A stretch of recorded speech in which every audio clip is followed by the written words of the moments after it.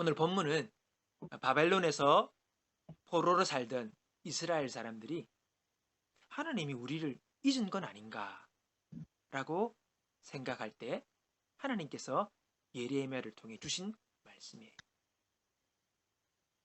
너희를 위해 가진 계획이 있는데 그것은 평안을 위한 계획이지 재앙을 위한 것이 아니며 너희에게 미래와 소망을 주기 위한 것이다 라는 내용의 말씀인 것입니다. 하나님이 이들의 미래를 생각하고 계획하고 있다는 것을 말씀하신 것이죠. 하나님은 하나님을 떠난 인간들을 복주시기 위해 아브라함을 택해 부르십니다.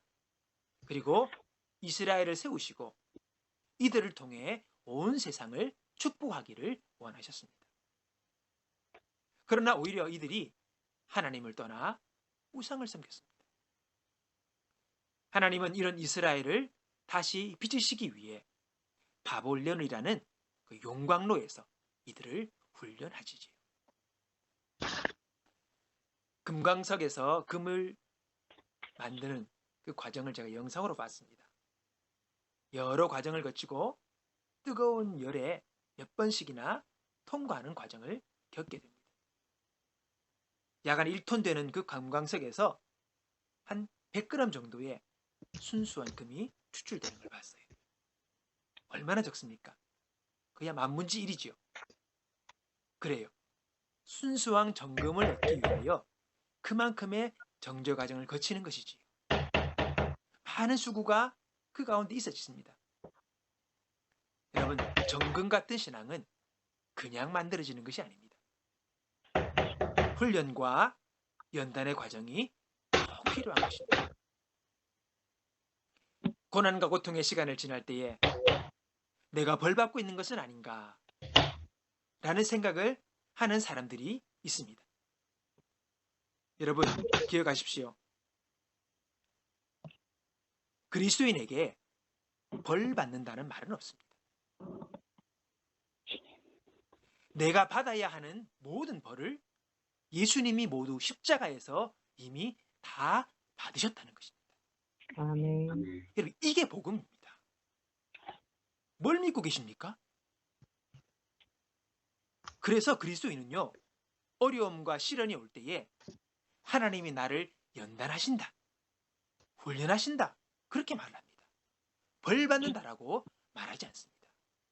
그런 말하는 분은요, 아직도 기독교의 기본 신앙, 복음을 모르는 분이에요. 그렇게 말하시면 안 됩니다. 수많은 고난 중에 바울은 어디에서도 내가 예전에 예수님을 핍박한 그 죄 때문에 벌을 받는다, 그렇게 말하지 않았습니다. 그리스도인들도 고난이 올 때에 벌 받는다 여기면 안 됩니다. 벌은 예수님이 받으셨습니다. 우리가 서로 잘못을 하고 죄를 범할 때도 하나님께 고백하고 회개하면 주님이 용서하십니다. 이제는 예수님의 사람으로 살아가면 되는 것이지요. 업벌을 치르는 게 아니에요. 그런 생각하시면 안 됩니다. 비신앙적인 생각입니다. 여러분, 그러므로 죄책감을 버리시기 바랍니다. 스스로 정죄하거나 낙심하면 안 됩니다. 주님이 가져가셨어요. 주님이 짊어지셨어요. 주님이 청산하셨어요. 그러니까 은혜 아닙니까? 이제 내가 할 일은 내가 믿음으로 살지 못하는 부분은 어디 있는가? 내가 또 주님께 순종하지 못하는 부분은 어디 있는가? 나의 잘못된 내 고집과 생각, 잘못된 나의 습관이나 행동을 말씀 안에서 하나하나 고쳐나가는 것이지. 그게 바로 연단과 훈련의 과정인 것입니다. 연단은 아무나 받지 않습니다. 하나님의 자녀인이 연단하시는 거예요. 히브리서 12장에 그 말씀을 쭉 기억하고 있습니다. 너희가 사생아가 아니요, 너희가 하나님의 자녀이므로 너희들을 연단한다. 그러니 낙심하지 마라. 히브리서 기자의 말들인 것입니다. 우리를 사랑하심으로 연단의 과정을 우리 가운데 허락해 주시는 것입니다. 훈련과 연단의 목적이 무엇입니까?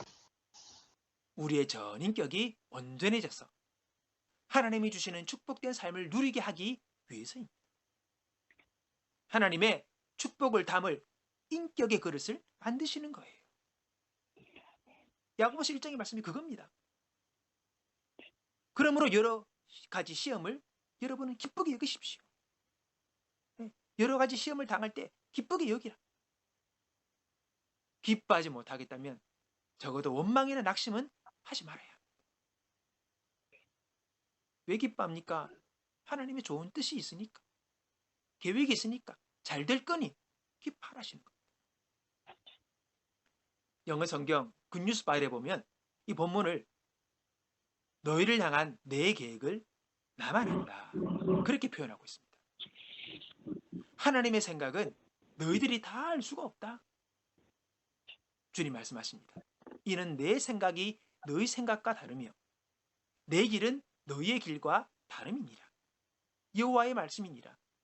이는 하늘이 땅보다 높음 같이 내 길은 너희의 길보다 높으며 내 생각은 너희의 생각보다 높으니라. 우리와 수준이 다르신 거예요. 우리와 차원이 다르시잖아요. 지금은 당장 이해할 수가 없고 어떻게 해야 할지 모르는 상황일 수 있습니다. 하나님의 그 깊은 뜻을 우리가 더 어찌 이해할 수 있겠습니까?